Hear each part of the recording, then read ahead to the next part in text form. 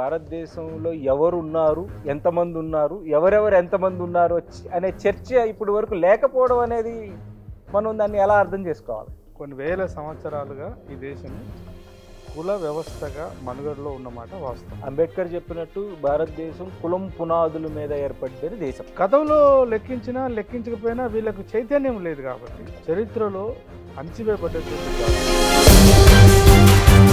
Hindu రాష్ట్రకి caste సెన్సెస్కి ఉన్న అభ్యంతరం ఏంటి? హిందూ రాష్ట్ర దెబ్బతింటదని క్యాస్ట్ సెన్సెస్ని వద్దంటున్నారా? దీనిలో దాపరికం ఉండాల్సిన అవసరం లేదు. BJP party, Bharatiya Janata party మతం మత్తు మందు లాంటిదని ఆయన ఒక సందర్భంలో వ్యాఖ్యానించిన మాట వాస్తవం. ఎందుకు అంబేద్కరైట్లు కానీ, ఎందుకు దళితులు కానీ ఈ కులగణనను అడుగుతున్నారు? దేశంలో ఉన్నటువంటి ప్రజల సామాజిక ఆర్థిక పురోగతికి సంబంధించి ఈ కులగణన చేసి అది పథకాల రూపంలోనో సంక్షేమ పథకాల రూపంలోనో మరో రూపంలో రావాలి. ఈ లెక్కలన్నీ బయటకు వస్తాయనే ఈ క్యాస్ట్ సెన్సెస్, పూర్తి క్యాస్ట్ సెన్సెస్ అనే దాన్ని నిరాకరిస్తున్నారా? అయితే నిరాకరించే వాళ్ళు కేవలం బీజేపీ వాళ్ళే కాదు, పార్లమెంటరీ రాజకీయాలను విశ్వసిస్తున్నటువంటి కమ్యూనిస్ట్ పార్టీలు, సిపిఐ లాంటి పార్టీలు కాదు, వీళ్ళు కూడా కుల గణన, అసలు కులాన్ని గుర్తించడానికి కూడా ఇక్కడ ఒక ప్రధానమైన చర్చ భారతదేశ వ్యాప్తంగా జరుగుతున్న చర్చల్లో జనానికి అర్థం కావాల్సిన విషయం ఒకటి ప్రధానంగా, అంటే ఈ కులగణన కేవలం రిజర్వేషన్ల కోసమేనా? పాక్షికంగా రిజర్వేషన్ల కోసం. ఆర్ఎస్ఎస్ కులగణన అడగట్లే. ఆర్ఎస్ఎస్ కానీ గుడ్ ఈవినింగ్ ఫ్రెండ్స్. ఈరోజు మనం ఒక కొత్త అంశం మీద, అంటే భారతదేశంలో ఇప్పుడు చర్చనీయ అంశమైన కుల గణన మీద ఒక సీరియస్ డిబేట్ చేద్దాం. అంటే నిజానికి ఇది ఒక ఇంటర్వ్యూ స్టైల్లో కాకుండా అసలు దీని వెనకున్న చరిత్ర ఏంటి, భారతదేశంలో కుల జనగణన ఎప్పుడు జరిగింది, అసలు నిజానికి ఒక దేశంలో ఉంటున్న పౌరులు ఎవరు అనే లెక్క ఎందుకు భారతదేశంలో లేదు అనే చర్చ కూడా ఇప్పుడు వరకు ఎందుకు లేదు అనే విషయాల్ని మనం కొద్దిగా లోతుగా చర్చిద్దాం. ఈ పాడ్కాస్ట్లో నాతో పాటు మాట్లాడడానికి అన్న కుమారస్వామి గారు, ప్రొఫెసర్ డాక్టర్ కుమారస్వామి గారు మనతో ఉన్నారు. నమస్తే అన్న. నమస్తే. ఇది ఒక లోతైన సబ్జెక్టు. అంటే భారతదేశంలో ఎవరు ఉన్నారు, ఎంతమంది ఉన్నారు, ఎవరెవరు ఎంతమంది ఉన్నారు అనే చర్చ ఇప్పటి వరకు లేకపోవడం అనేది మనం దాన్ని ఎలా అర్థం చేసుకోవాలి? మీరు అన్నట్టు భారతదేశము కులాల సమాజం. అయితే భారతదేశం యొక్క సామాజిక స్థితి ఏమిటి, అసలు భారతదేశం అంటే ఏందని ఒకవేళ భారతదేశేతర మనిషి లేదా పౌరుడు దీని గురించి అర్థం చేసుకోవాలంటే ఎక్కడ మొదలు పెట్టాలి? భారతదేశం యొక్క అస్తిత్వం ఏమిటి, దాని సామాజిక పునాదులు ఏందనే దగ్గర ప్రారంభం చేస్తారు సాధారణంగా. అట్లాంటప్పుడు మనకి ఇష్టం ఉన్నా ఇష్టం లేకపోయినా కొన్ని వేల సంవత్సరాలుగా ఈ దేశము కుల వ్యవస్థగా మనుగడలో ఉన్నమాట వాస్తవం. అంబేద్కర్ చెప్పినట్టు భారతదేశం కులం పునాదుల మీద ఏర్పడిన దేశం. అయితే ఇది చాలా ఇంపార్టెంట్, చాలా అవసరమైంది కూడా. ఈ సబ్జెక్టుకు సంబంధించి అంటే ఈ మధ్య కాలంలో మనం సబ్జెక్టులోకి వెళ్ళే ముందు ఒక ముఖ్యంగా ప్రధాన మీడియాలో, అది వార్తాపత్రికలు కావచ్చు, తర్వాత టీవీ ఛానళ్ళలో, ముఖ్యంగా జాతీయ స్థాయిలో ఉన్నటువంటి మీడియా కావచ్చు, లేదా ఆయా రాష్ట్రాలలో ఈ ప్రధానమైనటువంటి మీడియా, మెయిన్ స్ట్రీమ్ మీడియా అంటారు కదా, ఆ మీడియా అధిపతులు మళ్ళీ ఈ దేశంలో ఉన్నటువంటి ప్రధానంగా ఎక్కువ శాతము అణగారిన వర్గాల నుంచి కాకుండా ఆధిపత్య వర్గాల నుంచి వచ్చిన వాళ్ళు బహుశా కావడం వల్ల ఈ దేశంలో కుల గణన జరగాలని ఆ వాదనను ఇప్పుడే 2010లోనే ఈ మధ్య కాలంలోనే ప్రారంభమైనట్టు ప్రచారం చేయడం అనేది ఏదైతే ఉందో దాన్ని కూడా మనం కాస్త చర్చించాలి. డెఫినెట్. వాస్తవానికి కుల గణన అనేది మీరు ఇందాక ప్రారంభం చేస్తూ అసలు ఈ ఆలోచన భారతదేశంలో ఎప్పుడు ప్రారంభమైంది, ఎవరు ప్రారంభించారు, ఎందుకు ప్రారంభించారు అనేటువంటి ఒక 2-3 విషయాలు మాట్లాడుకోవాలి. వాస్తవానికి కొంచెం చరిత్రలోకి వెళ్ళి చూస్తే, అంటే ఒక పొలిటికల్ సైన్స్ స్టూడెంట్గా నేను భారతదేశ రాజకీయ తత్వశాస్త్రాన్ని చదివేవాడిగా అసలు ఈ గణన చేయడము, లెక్క పెట్టడము, వ్యక్తులను కావచ్చు, సమూహాలను కావచ్చు, వస్తువులను కావచ్చు, అసలు ఒక రకంగా చెప్పాలంటే ఇతర చరాచర జీవుల నుంచి మనిషి తనను తాను వేరుగా గుర్తించుకోవడంలో భాగంగానే ఈ ఆలోచన పుట్టిందని అనిపిస్తుంది. ఎందుకంటే ఇతర చరాచర జీవుల యొక్క ఆలోచన సరళి, వాటికి ఉన్నటువంటి పరిమితమైన హేతువు, దానికి ఉన్నటువంటి తర్కము మనిషితో పోల్చుకుంటే కొన్ని సందర్భాల్లో చాలా తక్కువ అనిపిస్తుంది. Hmm. ప్రాచీన తత్వశాస్త్రంలో చూస్తే ఒక ముందు మనం చరిత్రలోకి వెళ్ళే ముందు ప్రస్తుతం భారతదేశంలో జరుగుతున్న చర్చ మీద ఒక ఒక 2 నిమిషాలు మాట్లాడుకొని ఆ తర్వాత చరిత్రలోకి వెళ్దాము. అయితే ఇప్పుడు ఈ లెక్కించడానికి గల ప్రాబ్లం ఏంటి వాళ్ళకి? అదే ఇప్పుడు అంటే ఎందుకు ప్రాబ్లం అంటే చాలా క్లియర్. Hmm. ఇప్పుడు గతంలో అసలు ఈ దేశంలో ఉన్నటువంటి ఇవాళ మనము అణగారిన సామాజిక వర్గాలని ఎవరినైతే పిలుస్తున్నామో, చరిత్రలో అణచివేయబడ్డటువంటి జాతులు, దళితులు కావచ్చు, ఆదివాసులు కావచ్చు, ముఖ్యంగా ఈ ఓబీసీలు, వీళ్ళంతా ఉత్పత్తి కులాలు. అంటే శ్రమ ద్వారా ఈ దేశం యొక్క ఔన్నత్యాన్ని నిరంతరం ఇప్పటికీ కాపాడుతున్న ప్రజారాశులు వీళ్ళు. గతంలో లెక్కించినా లెక్కించకపోయినా వీళ్ళకు చైతన్యం లేదు కాబట్టి ఇప్పుడు ఎందుకు లెక్కించద్దని మల్లగులాలు పడుతున్నారు. పార్టీల రూపంలో కావచ్చు, వ్యక్తులుగా కావచ్చు, సంస్థలుగా కావచ్చు.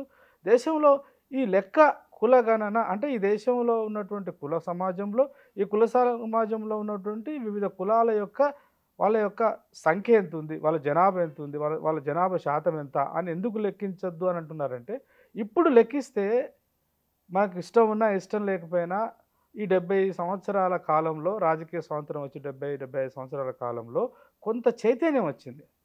ఆ చైతన్యంతో ఒక్కసారి లెక్కలు కనుక బయటకు వస్తే ఆ చైతన్యం పునాదిగా వాటి యొక్క వాళ్ళు వాళ్ళ వాటను అడిగేటువంటి అవకాశం ఉంటుంది. కాబట్టి ఇంతకాలము రాజకీయాలని, ఆర్థిక సంపదని, సామాజిక వ్యవస్థలో అయితే ఎప్పటి నుంచో వాళ్ళు పై స్థాయిలో ఉన్నారు. కాబట్టి సామాజికంగా పై స్థాయిలో ఉండి రాజకీయ వ్యవస్థను పూర్తిగా వాళ్ళ కబంధ హస్తాల్లో పెట్టుకుని, ఆర్థిక వ్యవస్థను కూడా అంటే సంపదను కూడా వాళ్ళ చెప్పు చేతుల్లో పెట్టుకున్నటువంటి ఈ ఉన్నత సామాజిక వర్గాలుగా పిలువబడుతున్నటువంటి సమూహాలకు భయం ఏంటంటే, లెక్కలు వచ్చి కేవలం ఎస్సీలు ఇంత శాతం ఉన్నారు, ఎస్టీలు ఇంత శాతం ఉన్నారు, ఓబీసీలు ఇంత శాతం ఉన్నారని అక్కడ వదిలేయరు అనేటువంటి ఒక భయంతో వాళ్ళు వాటి పునాదిగా మళ్ళీ వాటి పునాదిగా అవకాశాలకు సంబంధించినటువంటి ప్రశ్నలు పెద్ద ఎత్తున వచ్చే అవకాశం ఉంది. అది వాళ్ళ అధికార పీఠాలకే ప్రమాదం అని వాళ్ళు భావించడం వల్ల బహుశా ఈ కుల గణనకు వ్యతిరేకిస్తున్న శక్తులు అందుకే వ్యతిరేకిస్తున్నాయి అనిపిస్తున్నారు. అంటే ఒక పక్క వీళ్ళు హిందూ రాష్ట్ర లేదు, మొత్తం భారతదేశంలో హిందూ జనాభా ఎక్కువ అనే ఒక ప్రచారం భారతదేశంలో జరుపుతున్నప్పుడు, క్యాస్ట్ సెన్సస్, హిందూ రాష్ట్రకి క్యాస్ట్ సెన్సస్కి ఉన్న అభ్యంతరం ఏంటి? హిందూ రాష్ట్ర దెబ్బతింటుందని క్యాస్ట్ సెన్సస్ని వద్దంటున్నారా? లేదు, హిందూ రాష్ట్రంలో ఈ కులాలు ఎవరెవరో మళ్ళీ ఆ వాటాలు అడిగితే మనకి హిందూ రాష్ట్రానికి దెబ్బ తగులుతుంది అనుకుంటున్నారు? అంటే అది కొంత సంక్లిష్టమైనటువంటి ప్రశ్న. కాకపోతే ఇప్పుడు వాస్తవానికి సరే, కారల్ మార్క్స్ సిద్ధాంతాన్ని పునాదిగా చేసుకొని రాజ్యాలు ఏర్పాటు చేసినటువంటి దేశాలు ఉన్నాయి. కారల్ మార్క్స్, ఎంగెల్స్, లెనిన్ మావోవాదం పునాదిగా ఉద్యమాలు నడుపుతున్న వాళ్ళు ఉన్నారు. వాటిని సాధారణంగా మనం కమ్యూనిజము లేదా మావోయిజము ఇలా మాట్లాడుకుంటాం. సరే, మార్క్స్ అప్పుడున్నటువంటి తను బతికున్న కాలంలో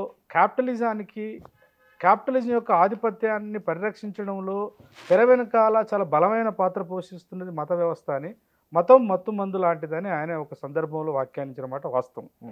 అయితే ఇవాళ వాస్తవానికి భారతదేశం పరంగా చూసుకుంటే బుద్ధుడు లాంటి వాళ్ళు విశ్లేషించిన దాన్ని కాస్త పరిగణలోకి తీసుకోవాల్సి వస్తేమో, అంటే మతము ఒక ఆధిపత్య రంగానికి పునాది కాకుండా ఉండి మతము మనిషిని సంస్కరించడానికి కూడా పనికొస్తుందని చరిత్రలో చాలా ఆనవాళ్ళు ఉన్నాయి.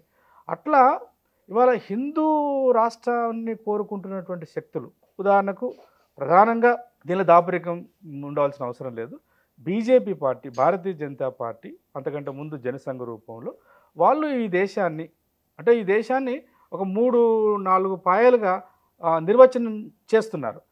ఇప్పుడు భారతీయ జనతా పార్టీ లాంటి పార్టీలు, గతంలో జనసంఘ పార్టీ, దానికి అసలు వీటన్నిటికీ పునాదిగా ఉన్నటువంటి రాష్ట్రీయ స్వయం సేవక్ సంఘ్ ఆర్ఎస్ఎస్, వాళ్ళ యొక్క సైద్ధాంతిక ఆలోచన ఏంటంటే, ఈ దేశంలో ఉన్నటువంటి ప్రజలందరూ హిందూ సమాజానికి సంబంధించిన వారు. అంటే ఆధ్యాత్మికంగా, మతపరంగా ఈ దేశంలో హిందూ జీవన విధానం ఏదైతే ఉందో అది హిందూ జీవన విధానంగా ఉంటేనే ఈ దేశం యొక్క సమగ్రతకు పరిరక్షణ ఉంటుందని వాళ్ళు భావిస్తున్నారు. లేదా ఇంకొక రెండో ఆలోచన, ఇదేమో పాజిటివ్గా చూసినప్పుడు వాళ్ళ భయం ఏంటంటే ఇప్పుడు దాదాపు గత 5-6 సంవత్సరాల చర్చ జరుగుతుంది. ప్రధానంగా గత 1 ఇయర్ నుంచి చాలా సీరియస్ చర్చ జరుగుతుంది. అప్పుడు సరే ఎన్ని పరిమితులు ఉన్నప్పటికీ ఇంక్లూడింగ్ కాంగ్రెస్ కూడా, రాహుల్ గాంధీ లాంటి వాళ్ళు కూడా ఇవాళ బలంగా దాని మీద మాట్లాడవలసిన అనివార్యతలకు నెట్టబడ్డరు. ఇవాళ కాంగ్రెస్ కంటే ముందు వాస్తవానికి ఈ దేశంలో కులాలను లెక్క కట్టడం అనేటువంటిది కూడా ఈ చర్చ తీసుకొచ్చింది కాంగ్రెస్ కాదు. కాంగ్రెస్ అనేది అదొక పెద్ద కుట్ర నా దృష్టిలో. అయితే వాళ్ళు ఆలోచిస్తున్నది బహుశా ఏమనిపిస్తుంది అంటే కాంగ్రెస్ మారింది అనుకోవాలా, కుట్ర అనుకోవాలా? మారింది అని అనుకోవడానికి నేనైతే అంత తొందరపడి మారిందని అనుకోలేను. ఎప్పుడు మారింది అనుకుంటానంటే, ఒకవేళ రాహుల్ గాంధీ గారు with due respect on his leadership and చాలా గుణాత్మకంగా మాట్లాడుతున్నారు, అది ఆహ్వానించక పరిణామమే.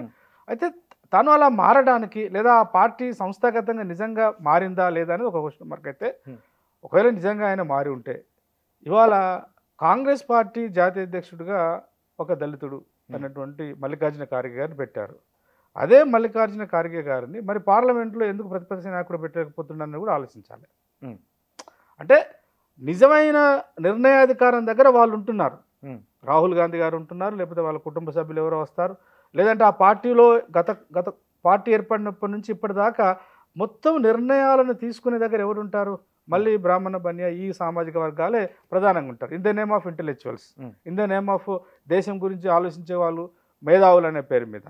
ఆ రకంగా దాని మీద నాకు ఇప్పటికి ఇంకొంచెం స్పష్టత రావాల్సిన అవసరం ఉంది. అయితే ఈ బీజేపీ లాంటి పార్టీలు, అటు కాంగ్రెస్ కావచ్చు, కొంచెము బయటికి చెప్పలేక కక్కలేక మింగలేక కమ్యూనిస్ట్ పార్టీలు కావచ్చు, వీళ్ళు ఇప్పుడు దాని కులగన్న జరిగితే తప్పేం లేదు, జరగాలని అంటున్నారు. మొన్నటి వరకు కేరళలో ఆర్ఎస్ఎస్ జాతీయ మహాసభలు జరిగి అక్కడ కేరళలో ఆర్ఎస్ఎస్ ఓపెన్గా ఈ దేశంలో కులగణన జరిగితే మాకు అభ్యంతరం లేదు, కానీ అక్కడ వాళ్ళు చాలా చాలా నర్మగర్భంగా దాంట్లో చాలా లోతుకెళ్ళి ఆలోచించవలసిన అవసరం ఉంది. సునీల్ అంబేద్కర్ జీ అని వారి ఆర్ఎస్ఎస్ ప్రతినిధి వారు మాట్లాడుతూ ఉన్నారంటే, దేశంలో ఉన్నటువంటి ప్రజల సామాజిక ఆర్థిక పురోగతికి సంబంధించి ఈ కులగణన చేసి పాలసీలు డిజైన్ చేసి ఇంప్లిమెంట్ చేసేంతవరకు దానికి మేము వ్యతిరేకం కాదు.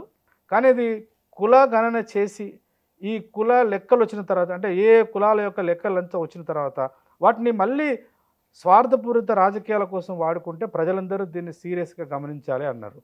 అందులోనే చాలా లౌక్యం ఉంది. సరే, ఇవాళ ఆర్ఎస్ఎస్ ఒప్పుకున్నది.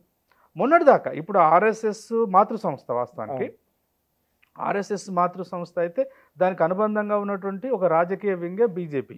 కానీ బీజేపీ వాళ్ళ ఇప్పటికి కూడా ఓపెన్గా మేము కులగణన చేస్తామని అనట్లేదు, ఎందుకంటే వాళ్ళు అధికారంలో ఉన్నారు. బీజేపీ పార్టీ ఇవాళ అధికారంలో ఉంది. మొత్తం దేశవ్యాప్తంగా మొన్న జరిగినటువంటి ఎన్నికల్లో కూడా ఎక్కడ కూడా కులగణన గురించి వాళ్ళు పాజిటివ్గా మాట్లాడలేదు.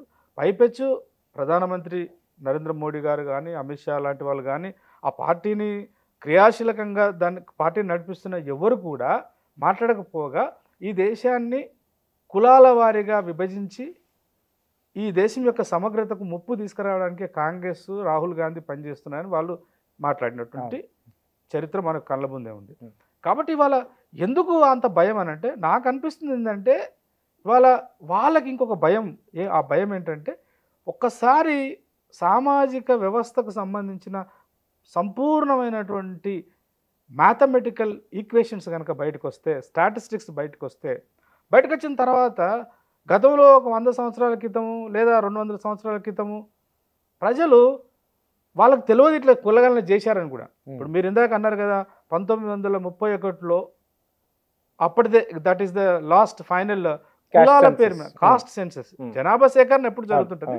కానీ ఎవరు ఎంతమంది ఉన్నారు, బ్రాహ్మణులు ఎంతమంది ఉన్నారు, వైశ్యులు ఎంతమంది ఉన్నారు, వివిధ కులాల వాళ్ళు ఎంతమంది ఉన్నారు, దళితులు ఎంత ఉన్నారు, ఎస్టీలు ఎంత ఉన్నారు, ఈచ్ కమ్యూనిటీ వైజ్గా అప్పుడే జరిగింది.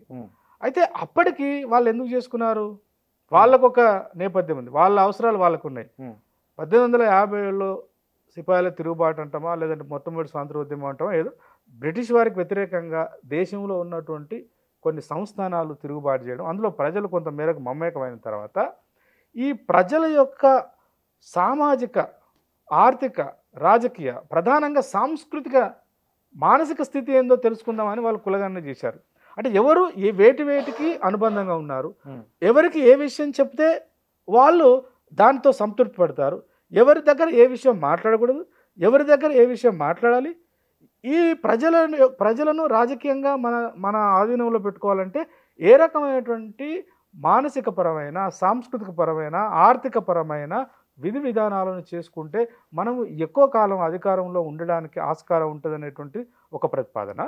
అందులో కూడా అధికారంలో ఆ బ్రిటిష్ వాళ్ళలో కూడా కొంతమంది వీడికి వచ్చిన తర్వాత ఈ దేశ వ్యవస్థను చూసి కొంత వాళ్ళు ఆలోచించి ఈ లెక్కలు వస్తే తప్ప ఈ కొన్ని వేల సంవత్సరాలుగా అంటరాంతరంతో, కుల వ్యవస్థలో భాగంగా అంటరాంతరంతో భూమికి, భుక్తికి, విముక్తికి దూరంగా ఉన్నటువంటి, అక్షరాలకు దూరంగా ఉన్నటువంటి పేద ప్రజలను మనం ఏమైనా చేయాలంటే అసలు వీళ్ళు ఎంతమంది ఉన్నారు, బడ్జెట్ ఎట్ట కేటాయించాలి, ఆ రకంగా వాళ్ళు తీసుకున్న సందర్భం ఉంది. ఇవాళ హిందూ రాష్ట్రానికి ఏమైనా ప్రమాదం అని భావిస్తున్నారా అంటే మరి వాళ్ళు ఎందుకు పాజిటివ్గా లేరు అనే దాన్ని కనుక చూస్తే బహుశా వాళ్ళు దానిలో భాగంగానే వాళ్ళు ఇప్పటికి కూడా ఓపెన్గా దేశంలో ఇంతవరకు ఒక ప్రకటన కూడా చేయలేదు బీజేపీ పార్టీ. ఆ రకంగా అయితే నిజంగా చేస్తే ఏమైనా ప్రమాదమా అనేది కూడా ఒక అంటే చర్చ అంటే ఆలోచించాలి. ఇప్పుడు ప్రజలకు తెలవాలి. ఇది వాస్తవానికి ఎప్పుడో సృష్టించబడ్డ కుల సమాజం అనేక రకమైనటువంటి కాలానుగుణంగా వచ్చేటువంటి చైతన్యంలో భాగంగా చైతన్యం, ఆత్మగౌరవం వచ్చిన తర్వాత అణచివేత ఉన్నప్పుడు, వివక్ష ఉన్నప్పుడు తిరుగుబాటు చేస్తున్నారు ప్రజలు. తిరుగుబాటు చేసి సమాజాన్ని మార్చాలని కోరుకుంటారు వాళ్ళు. ఇప్పుడు దళిత సామాజిక వర్గం ఉంది, కొన్ని వేల సంవత్సరాలు ఇక్కడే ఉన్నారు కదా. దళితులతో పాటు మిగతా సామాజిక వర్గాలు కూడా ఉన్నారు కదా. అంటే వాళ్ళ సిద్ధాంత ప్రకారం చెప్పాలంటే బ్రాహ్మణులు, క్షత్రియులు, వైశ్యులు, శూద్రులు, తర్వాత అంటరాని వాళ్ళు, ఈ సమూహాలన్నీ దేశంలో మనుగడ కొనసాగిస్తున్నాయి. అయితే మనుగడ కొనసాగిస్తూనే అణచివేతకు వ్యతిరేకంగా, దోపిడీకి వ్యతిరేకంగా కొట్లాట కూడా జరుగుతుంది. ఆ ఉద్యమాలు జరుగుతున్నాయి. ఎప్పుడైనా ఈ మొత్తము దాదాపు ఈ 3000-4000 సంవత్సరాల కాలంలో దేశ సమగ్రతకు ఎప్పుడు ముప్పు జరిగింది?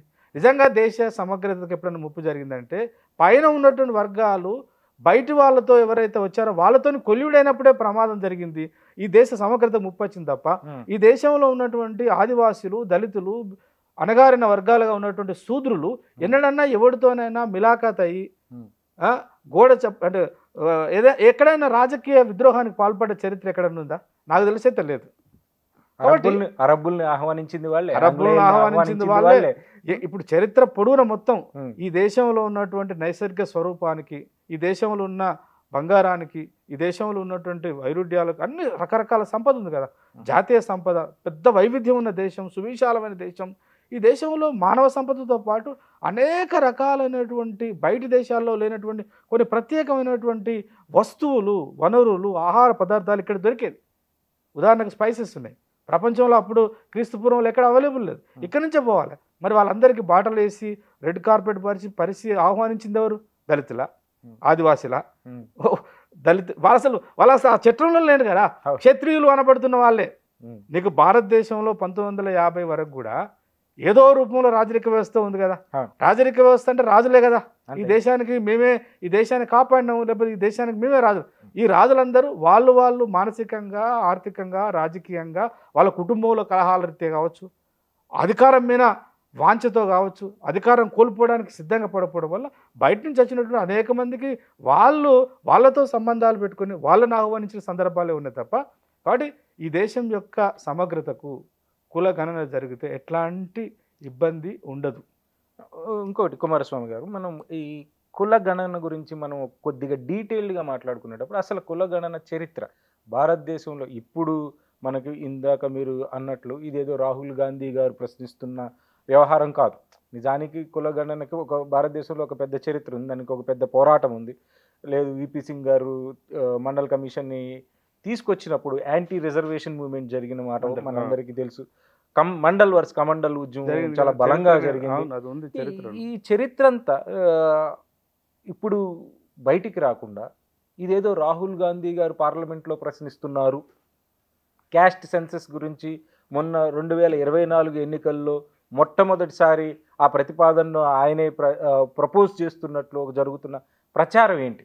అసలు కులగణనకు ఉన్న చరిత్ర భారతదేశంలో ఏంటి? క్లుప్తంగా చెప్పాలంటే సోదరా, వాస్తవానికి బ్రిటిష్ వాళ్ళు ఈ దేశంలో ఈస్ట్ ఇండియా కంపెనీ రూపంలో వచ్చి డైరెక్ట్ పరిపాలన ప్రారంభమైన తర్వాత ఒకటేమో ఎవరైనా ఒక పరిపాలన వ్యవస్థను నడిపేయాలన్నప్పుడు అధికారంలో ఉండడం అంటే కేవలం ఎప్పుడు కత్తి పట్టుకునే మనుషుల్ని పరిపాలించలేడు. కాబట్టి ఒక మంచి ఈ సందర్భంగా మాట చెప్పాలి. ఒక గ్రామ్షి అని, యాంటోనీ గ్రామ్షి అనేటువంటి ఒక తత్వవేత్త, రాజ్యము నిరంతరము మనిషి మెడ మీద కత్తి పెట్టి పరిపాలన చేయదు. మనిషి యొక్క మానసిక వ్యవస్థను అది తన ఆధీనంలోకి తీసుకుంటుంది. అట్లా బ్రిటిష్ వాళ్ళు కూడా ఈ దేశంలో అధికారాన్ని పదిలం చేసుకునే క్రమంలో ముఖ్యంగా ఆంథ్రపాలజికల్గా, సోషలాజికల్గా చాలా స్టడీ చేశారు. వాళ్ళు ఇక్కడ రావడంతో మొట్టమొదటిసారిగా వచ్చి ఆర్థిక వ్యవస్థ మీద ఆర్థిక వ్యవస్థ వాళ్ళ యొక్క అంతర్గత వ్యవస్థను ఆర్థికంగా ఎట్లా ఇక్కడ సంపద దోసుకోపోవాలని, కానీ దోసుకోపోవడానికి దారులు వేసుకోవడానికి ప్రజల సమ్మతాన్ని ఉండాలి. లేదా ప్రజలు మనం ఏదైనా చేస్తున్నప్పుడు, ఆర్థిక దోపిడీ చేస్తున్నప్పుడు ప్రజల నుంచి వ్యతిరేకత, తిరుగుబాటు రాకుండా ఉండాలంటే ఏం చేయాలి అన్నప్పుడు అప్పుడు బ్రిటిష్ వాళ్ళు అధికారులందరూ కూడా ఒక కేవలం సివిల్ సర్వీస్లో పాస్ అయిన వాళ్ళే కాదు. సివిల్ సర్వీస్ అంటే ఒక మంచి బ్యూరోక్రాటిక్గా వస్తున్నప్పటికీ చాలామంది వచ్చిన వాళ్ళ బ్యాక్గ్రౌండ్, వాళ్ళ ఎడ్యుకేషన్ బ్యాక్గ్రౌండ్ అంతా కూడా anthropology, sociology, ethnography, history background నుంచి, ఈస్ట్ ఇండియా కంపెనీ నుంచి వచ్చిన కలెక్టర్ల వీళ్ళందరూ ఇప్పుడు మొత్తం ఈస్ట్ ఇండియా కంపెనీ వచ్చిన తర్వాత అది కావచ్చు, తర్వాత డైరెక్ట్గా బ్రిటిష్ పరిపాలన ఇక్కడ వ్యవస్థీకృతం అవుతున్నప్పుడు కూడా వచ్చిన వాళ్ళందరూ కూడా they were expertised in different fields, especially ఈ ఆంథ్రపాలజీ, సోషియాలజీ, ఎథనోగ్రఫీ, హిస్టరీ వీటికి సంబంధించి. ఎందుకు మరి వాళ్ళు అందుకే ఇక్కడికి వచ్చి కలెక్టర్గా కేవలం పన్నులు వసూలు చేయడం కాదు, వాళ్ళు వాళ్ళ ప్రాంతంలో ఉన్నటువంటి ప్రజల సామాజిక మానసిక స్థితి మీద చాలా అధ్యయనాలు చేసినారు. ఆ మానసిక స్థితిని అధ్యయనం చేసి ఆ తర్వాత ప్రజల నుంచి తిరుగుబాటు వస్తున్న కొద్దీ భారతదేశ స్వాతంత్రోద్యమం కేవలం కాంగ్రెస్ పార్టీ వచ్చిన తర్వాతనే జరగలే. ఈ కాంగ్రెస్ పార్టీ అనేటువంటిది, కాంగ్రెస్ అనేటువంటి ఒక రాజకీయ వ్యవస్థ కదా, యాక్చువల్గా అది ఒక అప్పుడు ఆ కాలంలో ఉన్నటువంటి ఈ దేశంలో అప్పటికే పెట్టుబడిదారులుగా ఉన్నటువంటి వాళ్ళ ప్రతినిధి సంఘం అది. వాళ్ళు వాస్తవంగా బ్రిటిష్ గవర్నమెంట్తోని ఫస్ట్లో నెగోషియేషన్ కోసం పెట్టుకున్నటువంటి ఒక ఇక్కడ లోకల్గా ఉన్నటువంటి జాతీయంగా ఉన్నటువంటి చిన్న మధ్యతరగతి కొంచెం ఎదిగొచ్చినటువంటి పెట్టుబడిదారుల సంఘం. ఆ తర్వాత మెల్లగా రూపాంతరం చేసి అది పార్టీగా మారింది. కానీ అంతకంటే ముందే ఉదాహరణకు ఈ దేశంలో స్వాతంత్రోద్యమం అంటే బ్రిటిష్ వాళ్ళకి వ్యతిరేకంగా తిరుగుబాటు విత్తనాలు నాటింది ఎవరంటే ఆదివాసులు. నీకు అది ఎక్కడ చరిత్రలో రాదు. ఇప్పుడు ఈ మధ్య కాలంలో కొంతమంది వర్క్ చేసి సబాల్టర్న్ స్టడీస్లో భాగంగా ఆదివాసులు, దళితులు, ఈ ఉత్పత్తి కులాలు, ఈ సబాల్టర్న్ అనే పేరు పెట్టారు. వీళ్ళందరూ ఎట్లా జాతీయోద్యమానికి వాళ్ళు పునాదులు వేశారని కొంత చరిత్ర వస్తుంది. సరే, ఇది ఆ సబ్జెక్టులోకి నేను పోను కానీ, బట్ వాస్తవానికి బ్రిటిష్ వాళ్ళు ఒకటి ఈ దేశాన్ని ఎక్కువ కాలం పరిపాలించాలంటే ఈ దేశంలో ఎవరు ఉన్నారో తెలవాలి. తర్వాత ఈ దేశంలో బ్రాహ్మణులు అంటే ఎవరు, బ్రాహ్మణుల యొక్క సాంస్కృతిక జీవన విధానం ఎట్లుంటుంది, వాళ్ళు రోజు పొద్దున లేచినప్పటి నుంచి మళ్ళీ సాయంత్రం పడుకునేంత వరదాకా వాడి దినచర్య ఏంటి తెలవాలి కదా. ఆ దినచర్య ఏందో తెలిస్తే, వాడి మనసు ఏందో తెలిస్తే, వాడి మానసిక ప్రవర్తన ఏందో తెలిస్తే అప్పుడు రాజ్యం ఎవరితో రాజకీయంగా చర్చలు జరపాలి, ఎవరితో ఆర్థిక విషయాలు మాట్లాడాలి, ఎవరితో సాంస్కృతిక విషయాలు మాట్లాడాలి, ఎవరిని ఎమోషనలైజ్ చేయాలి, ఇవన్నీ ఒక రాజకీయ వ్యూహంలో భాగమే కదా. కాబట్టి ఈ లెక్కలు చేసుకున్నారు. కొంత పరిపాలన కోసం కూడా వాడుకున్న మాట వాస్తవం. 1881లో మొట్టమొదటిసారిగా ఈ సెన్సెస్ ప్రారంభం చేసి వారు ఎవ్రీ 10 yearsకు వాళ్ళు ఎప్పుడు రివ్యూ చేసుకునేవాళ్ళు. ఒక పాలసీ తీసుకొస్తే ఆ పాలసీ దోపిడీ చేయడం కోసం పాలసీ అయినా ఈ దోపిడీ చేయడంలో మనం ఎంత విజయం సాధించామనేటువంటి లెక్కలు వేసుకోవడానికి ఎక్కువ వాళ్ళు పాలసీ మీద రివ్యూ జరుగుతుంది. అందుకనే ఎవ్రీ 10 years అట్లా 1931 వరకు వాళ్ళు సెన్సెస్ చేసినారు. 1931 తర్వాత మరి ఎందుకు జరగలేదు, ఇది చాలా ఇంట్రెస్టింగ్ సబ్జెక్ట్. వాస్తవానికి అప్పటికి దేశవ్యాప్తంగా కాంగ్రెస్ పార్టీ రూపంలో కావచ్చు, కమ్యూనిస్ట్ పార్టీ రూపంలో కావచ్చు, సోషలిస్ట్ రూపంలో కావచ్చు, ఆర్ఎస్ఎస్ కూడా వాళ్ళకున్న పరిధిలో వాళ్ళు, హిందూ మహాసభ లాంటి ఇవి బయటికి కనబడేటువంటి రాజకీయ సంఘాలు, వ్యవస్థలు దేశ స్వాతంత్రం కోసం వాళ్ళ వేదికల మీద మాట్లాడుతున్నారు. అదే కాకుండా కింది స్థాయిలో గ్రౌండ్లో ప్రజలు ఎక్కడికక్కడ బ్రిటిష్ వాళ్ళ యొక్క ఆర్థిక దోపిడీకి వాళ్ళు తీసుకొచ్చినటువంటి అనేక ప్రజా వ్యతిరేక విధానాలకు కూడా ప్రజలు కదులుతున్నారు. అందుకని 31 తర్వాత వాళ్ళు దాదాపు ఒక 15-20 సంవత్సరాలు దీన్ని హ్యాండిల్ చేయడం, అంటే జరుగుతున్నటువంటి జాతీయోద్యమాన్ని హ్యాండిల్ చేయడంలో బిజీ అయిపోయినారు. ఆ తర్వాత 1957 ఇట్లాగా స్వాతంత్రం వచ్చేసింది. స్వాతంత్రం వచ్చిన తర్వాత ఇప్పుడు యాక్చువల్ సబ్జెక్ట్ ఏంటంటే స్వాతంత్రం వచ్చిన తర్వాత మరి ఒక పరిపాలనను సొంతదైన తనదైన ఈ దేశం యొక్క వాస్తవిక లేదా ఇండిజీనియస్ ఈ దేశం యొక్క మూలాల్లో నుంచి ఈ దేశాన్ని మళ్ళీ పునర్నిర్మించవలసిన అవసరం ఉందని భావించిన ఏ పార్టీ కూడా ఈ దేశానికి స్వాతంత్రం వచ్చిన తర్వాత దాదాపు 1947 నుంచి 70-75 వరకు కాంగ్రెస్ పార్టీ పరిపాలించింది కదా, అంటే దాదాపు ఒక 30 సంవత్సరాలు 35 సంవత్సరాలు. మరి ఎన్నడూ కూడా దీని మీద చర్చ చేయరే. అసలు ఇది ఒకటి జరుగుతుంది అనేది కూడా తెలియనిలే కదా. ఎంత విచిత్రమైనటువంటి పరిపాలన వ్యవస్థ అంటే ఈ కులగణనకు సంబంధించి మనం పరిమితమై మాట్లాడుకుంటే తర్వాత సెన్సెస్ చేశారు. కానీ సెన్సెస్ ఎంత వచ్చింది, దానికి నిజంగా వాస్తవ సెన్సెస్ జరిగిందా లేదా వాస్తవానికి జనబాహుల్యంలో బాగా సంఖ్యాపరంగా ఎక్కువ ఉన్నటువంటి కులాలకు సంబంధించినటువంటి లెక్కలు మాత్రమే తీసుకొచ్చారు కానీ ఆయా కులాలకు అనుబంధంగా ఉన్నటువంటి చిన్న అంటే వాళ్ళ సంఖ్య 1000లలో ఉండవచ్చు, లక్షలలో ఉండవచ్చు, 100లలో కూడా ఉన్నటువంటి కమ్యూనిటీస్ ఉన్నాయి. ఇప్పుడు ఈ 70-80 సంవత్సరాల స్వాతంత్ర భారతదేశంలో ఇప్పటికీ ఆ జనగణన కులగణన కాసేపు పక్కన పెడితే జనగణనలో కూడా రిజిస్టర్ కాకుండా ఉన్నటువంటి కోకొలలు కులాలు ఉన్నాయి. ఇవాళ కాంగ్రెస్ పార్టీ విచిత్రం ఏంటంటే చాలా మీడియాలో కానీ అక్కడిక్కడ రాహుల్ గాంధీ గారే దీన్ని ఇప్పుడు కులగణన అనేటువంటి సబ్జెక్టును రాహుల్ గాంధీ గారు తీసుకొచ్చారు, కాంగ్రెస్ దీనికి పునాదులు వేసింది అంటున్నారు. నో, దట్ ఈస్ హిస్టారికల్గా చాలా బ్లండర్ అట్లా కామెంట్ చేయడం. ఈవెన్ జయరాం రమేష్ గారు కూడా తప్పండి. ఆయన ఆర్ఎస్ఎస్ కులగణన చేస్తే మాకేం ప్రాబ్లం లేదు అన్నప్పుడు అదేదో వాళ్ళ స్లోగన్ లాగా బీజేపీ అనివార్యంగా మా స్లోగన్ని హైజాక్ చేస్తుంది అనే ట్వీట్ చేయడం. దట్ ఈస్ వేర్ అందుకనే మన లాంటి వాళ్ళము ఆలోచించవలసింది అని అంటే చరిత్రను ఇక్కడ ఒక మాట చెప్పాలి. ఒక మాట, ఈ హంగేరీ దేశానికి సంబంధించిన ఒక సామాజిక శాస్త్రవేత్త, ఆయన వాస్తవానికి సోషియాలజీ ఆఫ్ నాలెడ్జ్ అనే దాని మీద బాగా పనిచేసిండు. ఆయన ఒక మాట, ఒక చిన్న నిర్వచనం చెప్పాలంటే జయరాం రమేష్ గారి అలాంటి వాళ్ళు చాలా మంది ఉన్నారు ఈ దేశంలో. అతను ఏమంటాడంటే భావజాలం, ఐడియాలజీ అంటే కులగణన చేయం అనేటువంటి ఐడియాను కాంగ్రెస్ పార్టీ పుట్టించింది అనే విధంగా వాళ్ళు ప్రొజెక్ట్ చేస్తున్నారు కాబట్టి ఈ మాట చెప్తున్నా. ఆయన ఒక మాట అంటాడు, ఐడియాలజీ అంటే ఏమిటి అంటే సమాజపు నిజమైన స్వభావాన్ని దాచిపెట్టే మిథ్యా విశ్వాసాలే ఐడియాలజీ. వాస్తవాలు ఏంది? ఇవాళ కులగణనకు మనం కన్ఫైన్ అయ్యి మాట్లాడుకుంటే ఇవాళ ఈ దేశంలో ఉన్న ప్రజల యొక్క గణరాజ్యాలు బహుశా ఇఫ్ ఐఎమ్ నాట్ రాంగ్ క్రీస్తుపూర్వం 6వ శతాబ్దంలో బుద్ధుడు ప్రతిపాదించాడు దీన్ని. కులాన్ని అంటే గణాన్ని గణించడం, గణన రిపబ్లిక్, ఒక గణం, ఒక గుంపు, ఒక సమూహం. ఆ సమూహానికి కొన్ని సాంస్కృతిక, కొన్ని శారీరక, నరవర్గ శాస్త్రం అంటారు కదా, ఆ రకంగా కొన్ని ఫీచర్స్ని పట్టుకొని ఇదొక గుంపు, ఇదొక తెగ, ఇదొక వర్గము, ఇదొక సమూహం అట్లా లెక్క పెట్టారు కదా. గణాల నుంచి వచ్చిన వాళ్ళమే కదా. అంత చరిత్ర ఉంది దీనికి. ఆ రకంగా అంటే ప్రాచీన కాలం. మరి ఆ ప్రాచీన కాలంలో కూడా బౌద్ధాన్ని కౌంటర్ చేస్తూ వచ్చినటువంటి కౌటిల్యుడు కూడా కులానికి సంబంధించిన ప్రస్తావన, కులగణన ప్రస్తావన తీసుకొచ్చినాడు. అది అక్కడ పక్కన పెడితే తర్వాత ఆధునిక కాలంలో మొత్తం దేశం స్వాతంత్రోద్యమాలు జరుగుతున్నప్పుడు అంబేద్కర్ యొక్క కృషిని మనం ఎట్లా చూడాలి? మరి ఇప్పుడు బాబాసాహెబ్ అంబేద్కర్ డిప్రెస్డ్ క్లాస్ ఈ దేశంలో కుల వ్యవస్థ ద్వారా, ఈ కులం అనేటువంటి ఒక మానసిక జాడ్యం ద్వారా అంటరాని జాతులు మనుషులుగా చూడబడతలేరు. వీళ్ళకి స్వేచ్ఛ లేదు, స్వతంత్రం లేదు, వీళ్ళకి సమానత్వం లేదు, వీళ్ళకి ఆత్మగౌరవంగా బతికేటువంటి అసలు కనీస మానవ విలువలు లేకుండా, మానవ హక్కులు లేకుండా బతుకుతున్నారు అని మరి వాళ్ళందరినీ కూడగట్టి ఒక ఒక ఒక ఒక ఒక క్లాస్గా, ఒక వర్గంగా, ఒక సమూహంగా మరి ఆయన చేసింది కులగణన కదా.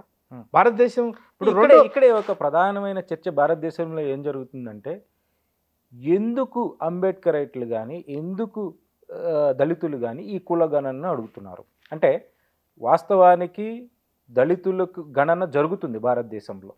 అంబేద్కర్ వల్ల ఖచ్చితంగా వాళ్ళు ఎంత శాతం ఉన్నారో దాన్ని బట్టి వాళ్ళకి కొన్ని ఫలాలు అందుతున్నాయి కాబట్టి ఆ గణన జరుగుతుంది కదా. మీ గణన మీకు జరుగుతున్నప్పుడు మొత్తం గణన చేయాలన్న స్లోగన్ మీకు ఎందుకు అనే ప్రశ్న ఒకటి వస్తుంది. చాలా మంచి ప్రశ్న సోదరా. అయితే నేను మాత్రమే బాగుపడి, నా కడుపే నిండి, నేను చల్లగా ఉంటే సరిపోద్దని ఆశించినటువంటి ఆలోచిస్తున్న జాతి కాదు అది.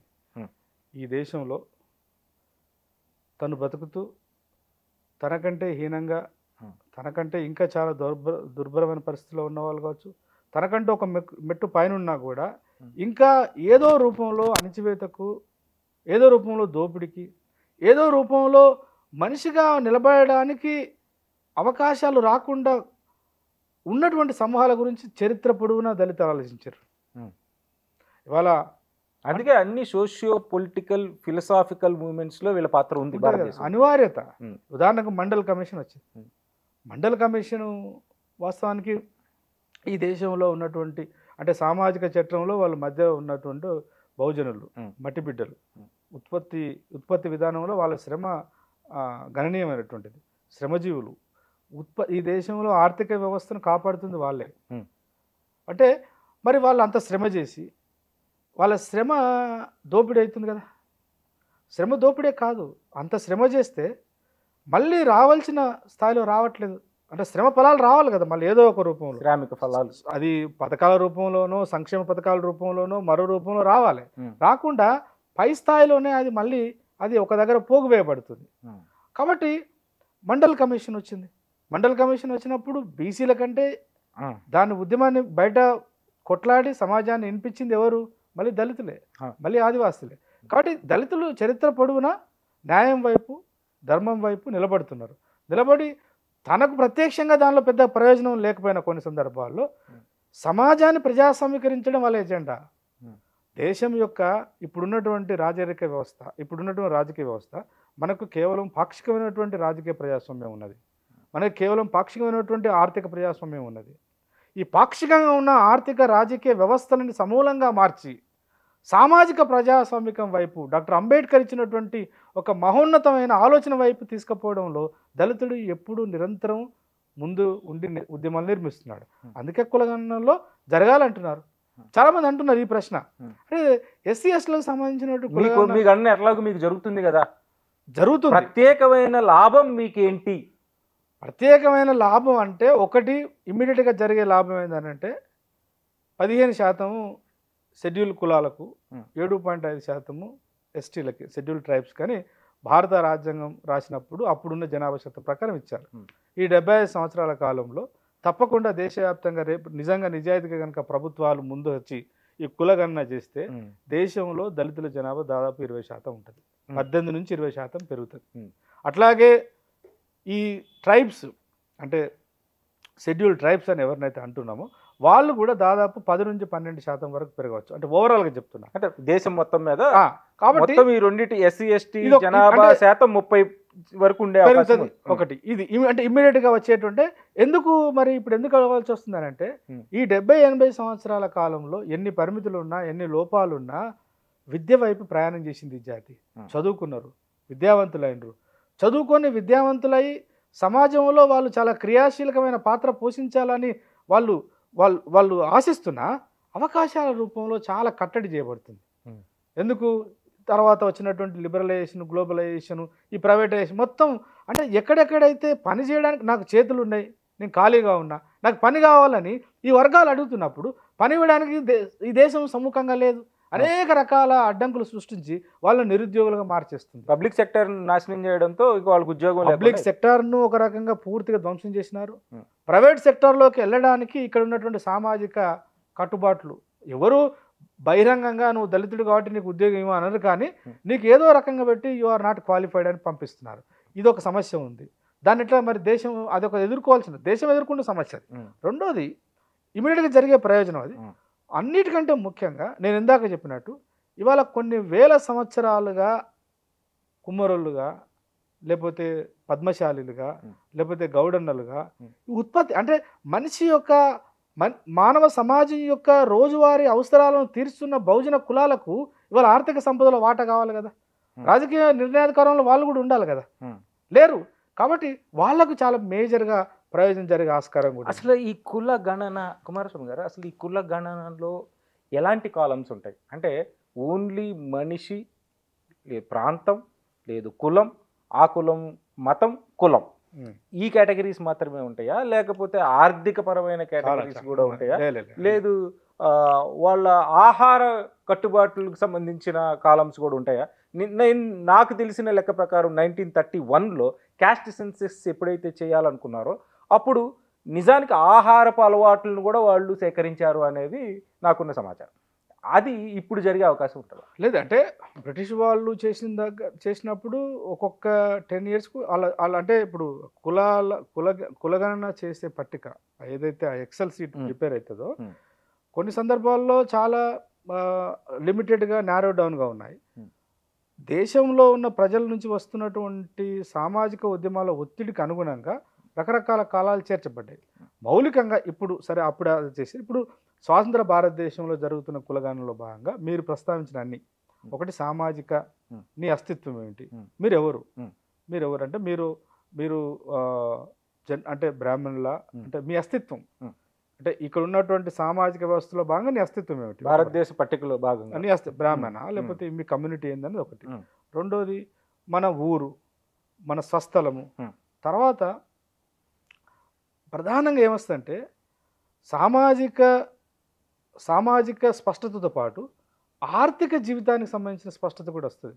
ఉదాహరణకు మీ కుటుంబంలో మీరు ఎంతమంది, మీ కుటుంబంలో పిల్లలు ఎంతమంది, వాళ్ళ విద్య ఏంటిది, వాళ్ళు 10th class చదివినారా, ఇంటర్ చదివినారా, డిగ్రీ చేసినారా, పీజీ చేసినారా, మీ కుటుంబంలో ఎవరైనా ప్రభుత్వ ఉద్యోగం చేస్తున్నారా, అసలు మీ జీవన ఆధారం ఏంటిది, మీరు వ్యవసాయ కూలీలా, వ్యవసాయం ఎంత భూమి ఉంది, వ్యవసాయం అయితే ఎంత భూమి ఉంది, 1 acre ఉందా, 2 acres, 10 acres, మీరు భూస్వాములా లేదంటే మధ్యతరగతి రైతునా, మామూలు రైతు, చిన్నకారు రైతునా, ఏమి లేని భూమి లేని రెక్కల్ని నమ్ముకొని బతుకుతున్న కూలి జీవులా, అంటే ఆర్థిక జీవన విధానం వస్తుంది, ఉద్యోగాలకు సంబంధించిన వ్యవస్థ వస్తుంది. మొత్తంగా వీటన్నిటి లెక్కలు కడితే ఈ దేశంలో పేదరికం ఎంత ఉందో తెలుస్తుంది, ఈ దేశంలో అక్షరాస్యత శాశ్వత ఎంత ఉందో తెలుస్తుంది. ఈ అక్షరాస్యత అనేటువంటి ఈ ఒక్కదానికి కన్ఫైన్ అయి చూస్తే ఈ దేశంలో ఉన్నటువంటి వివిధ కులాలు, వివిధ మతాలు, వివిధ వర్గాలు ఎక్కడెక్కడ ఉన్నారు. ఉదాహరణకు విద్య ఉంది, ప్రాథమిక విద్య వరకు వచ్చి ఏ కులం ఆగిపోతుంది, ఉన్నత స్థాయికి ఎవరు వస్తున్నారు, లేకపోతే ఉన్నటువంటి పబ్లిక్ సెక్టార్లో కావచ్చు, ప్రైవేట్ సెక్టార్లో కావచ్చు, ఈ దేశం యొక్క ఆర్థిక వ్యవస్థ నడిపిస్తున్నటువంటి పారిశ్రామిక రంగం కావచ్చు, సేవా రంగం కావచ్చు, వ్యవసాయ రంగంలో కావచ్చు, ఏ సామాజిక వర్గం ఎంతెంత స్థాయిలో దాని యొక్క భాగస్వామ్యాన్ని పంచుకుంటున్నది లెక్కలు చేస్తే కదా తెలిసేది. కాబట్టి అది ఒక రకంగా ఒక మిర్రర్, ఆ మిర్రర్లో చూసుకుని మనము అంచనాలు కట్టవలసి వస్తుంది. అంటే ఇక్కడ నాకు ఎందుకు డౌట్ వస్తుందంటే రీసెంట్గా మీరు చెప్పినట్టు 2024 ఎన్నికల్లో భాగంగా మోదీ గారు ప్రతి స్పీచ్లోనూ కుల జనగణన జరిగితే అనే పదం వాడకుండా ఈ దేశాన్ని విచ్ఛిన్నం చేయడం మాకు ఇష్టం లేదు ఒకటి. రెండవది ఈ కాంగ్రెస్ ప్రభుత్వం వస్తే, ఆయన స్పీచ్ మాత్రమే చెప్తున్నాను నేను, చెప్పండి, ఈ కాంగ్రెస్ ప్రభుత్వం వస్తే మీరు ఎంతమంది ఉన్నారో, మీ కుటుంబంలో ఎన్ని కార్లు ఉన్నాయో, మీకు దగ్గర ఎంత బంగారం ఉందో లెక్కలు దిగిపోతున్నారు అనే స్టేట్మెంట్ ఒకటి చేశారు. అది తీసి సరే ముస్లింలకు పంచుతారనే ఒక వ్యాఖ్యానం చేసినప్పటికీ దాన్ని పక్కన పెడితే ఈ లెక్కలు తీయబోతున్నారు అంటే క్యాస్ట్ సెన్సస్ చేయబోతున్నారు అనే ఉద్దేశంతో ఆయన మాట్లాడిన మాటలని ఇప్పుడు ఒక్క కులగణనే కాదు, దేశంలో ప్రతి 10 yearsకి ఒకసారి అంతెందుకు ప్రణాళిక వ్యవస్థ ఉన్నప్పుడు ప్లానింగ్ కమిషన్ దేశంలో ఉన్నటువంటి ప్రజల సామాజిక ఆర్థిక స్థితిగతి మీద ఎప్పుడు సోషియో ఎకనామిక్ స్టడీ జరుగుతాయి. ఆ స్టడీలో ఇవన్నీ అడుగుతారు. ఉదాహరణకు మా కుటుంబం ఉంది, మా ఊర్లో నాదొక కుటుంబం, మా నాన్న, మా అమ్మ, నేను, నా భార్య, నా పిల్లలు, ఇది కుటుంబానికి సంబంధించినటువంటి సంఖ్య.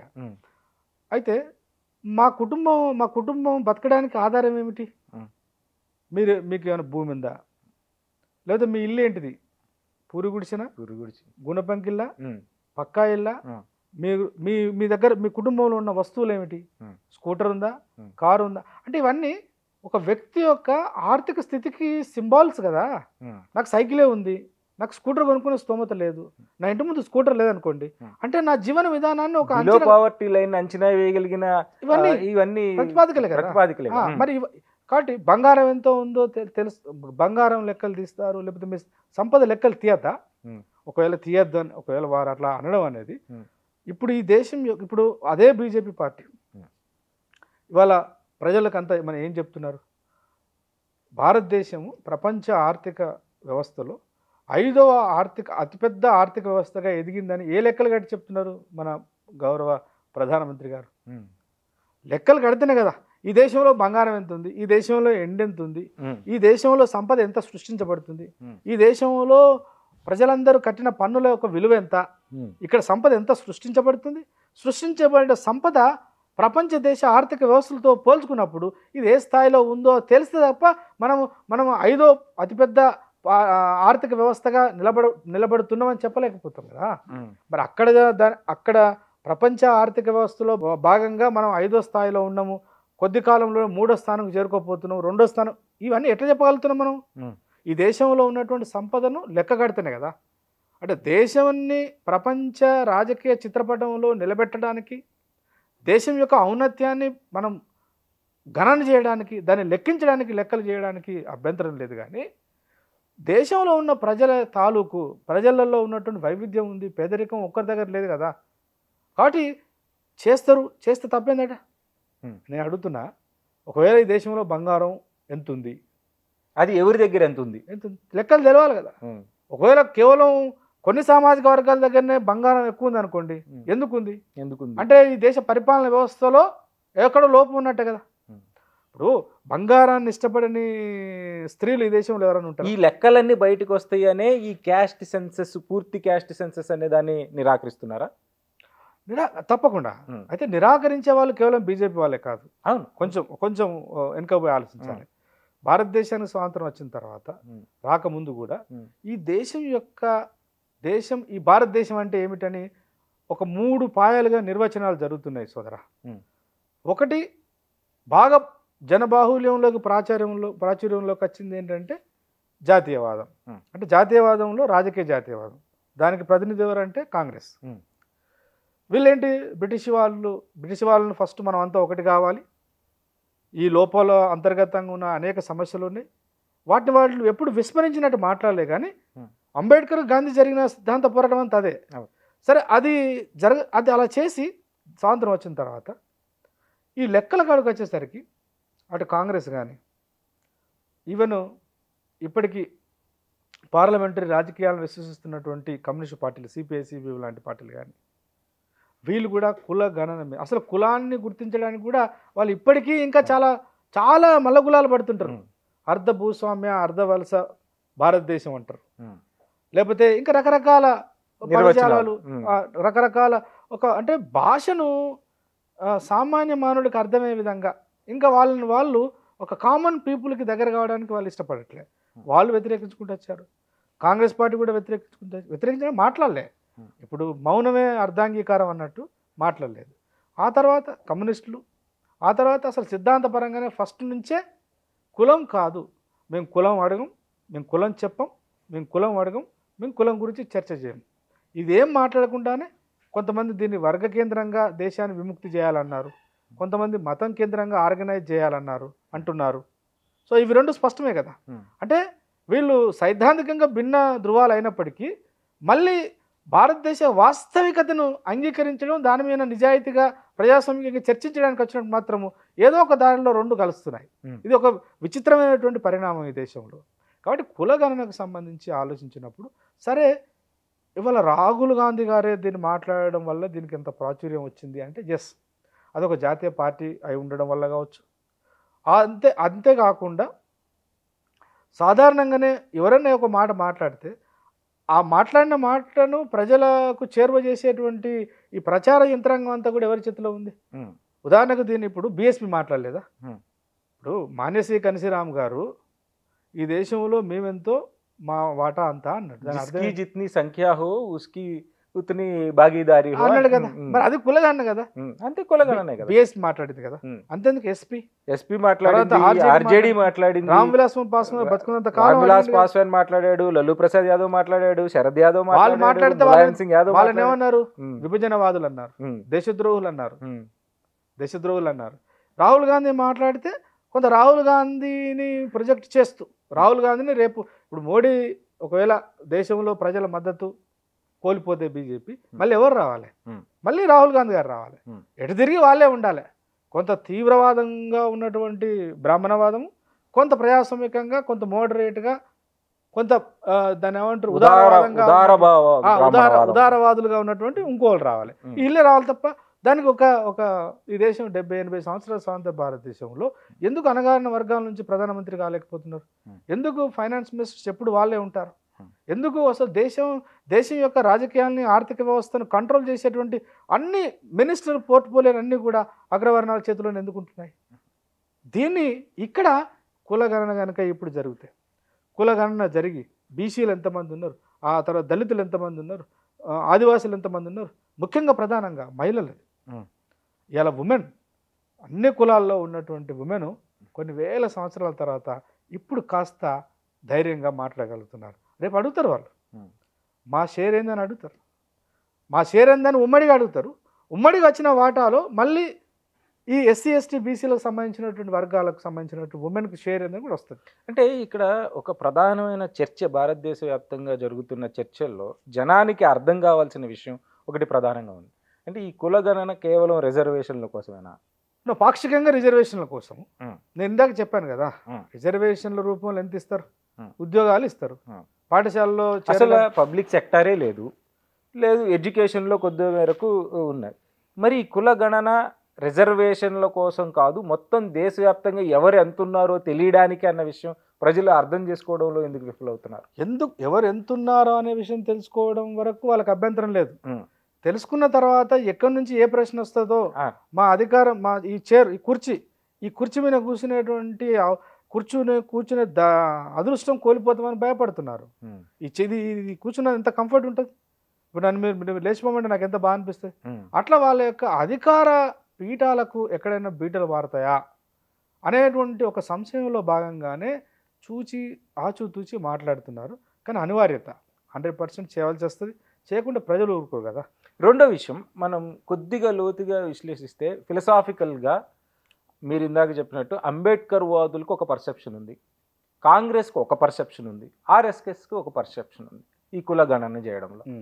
అంబేద్కర్ వాదులకి ఆర్ఎస్ఎస్ అడుగుతున్న కుల గణనకి ఉన్న బేసిక్ డిఫరెన్స్ ఏంటి? అంటే కుల నిర్మూలనవాదులకి, కుల స్థిరీకరణవాదులకి వాళ్ళకి అది ఉపయోగం, వీళ్ళకి ఇది అనివార్యం. అంటే ఆర్ఎస్ఎస్ కులగణన అడగట్లే, ఆర్ఎస్ఎస్ కానీ కాంగ్రెస్ కానీ చేస్తే మాకు అభ్యంతరం లేదంటున్నాను. అది ఓకే. ఎప్పుడు అన్నారు? రీసెంట్గా 2024 అన్నారు. ఈ కులగణనకు సంబంధించి డాక్టర్ అంబేద్కర్ ఆయన బతుకున్నప్పుడు కానీ ఆయన వారసత్వంగా తను అందించిన సాహిత్యాన్ని కూడా మనం పరిశీలించి చూస్తే, ఇవాళ బాబాసాహెబ్ అంబేద్కర్ 1930లోనే ఒక నిర్ణయానికి వచ్చేసినారు. 1936లో ఎనిహిలేషన్ ఆఫ్ కాస్ట్, కుల నిర్మూలన అనేటువంటి ఒక సైద్ధాంతిక పునాది వేసినారు, లేదా ఒక సైద్ధాంతిక చర్చను భారతదేశంలో పెట్టినారు. మేనిఫెస్టో ఇది. ఇగో ఈ దేశంలో కొన్ని వేల సంవత్సరాలుగా కులం కేంద్రంగా ఆర్థిక వ్యవస్థలు కావచ్చు, రాజకీయ వ్యవస్థలు కావచ్చు, సామాజిక వ్యవస్థలు కావచ్చు, మనుషులుగా గుర్తించబడలేనటువంటి ఈ మనుషుల నుంచి, ఈ మానవ సమూహం నుంచి ఇగో ఇదొక మేనిఫెస్టో, ఇదొక ప్రణాళిక, ఇది మా ఆలోచన అని సమాజం ముందు చర్చ పెట్టారు. కుల నిర్మూలన అది. కులం అంటే ఒక మానసిక భావన, ఆధిపత్యానికి పునాదులేసే మానసిక భావన. కాబట్టి అది ఎప్పటి నుంచో జరుగుతుంది ఆ చర్చ. ఇవాళ వీళ్ళు ఉదాహరణకు రాహుల్ గాంధీ గారిని తీసుకున్నాను నేను. I will come to the RSS and BJP next. Rahul Gandhi గారు లేదా కాంగ్రెస్ పార్టీ వీళ్ళు కులగణన చేయాలంటున్నారు. వీళ్ళు మరి కుల నిర్మూలన కోసం వీళ్ళు కట్టుబడి ఉన్నారా? ఆ భావజాలంతో కులగణన అడుగుతున్నారా? నెవర్. కాంగ్రెస్ అది ఆ స్థాయికి చేరుకోలేదు.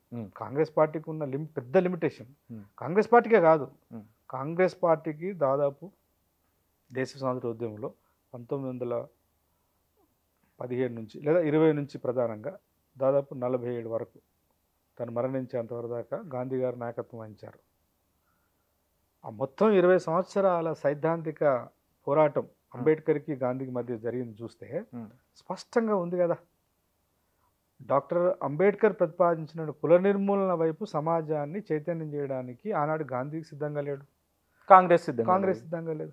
కాబట్టి గాంధీ యొక్క రాజకీయ తత్వశాస్త్రాన్ని దాటి వాళ్ళ రాహుల్ గాంధీ గారు ఉంటారంటే కూడా నేను నమ్మను. రాహుల్ గాంధీ గారు ఇప్పుడు ఎందుకు అంత ఎందుకు మాట్లాడుతున్నారు?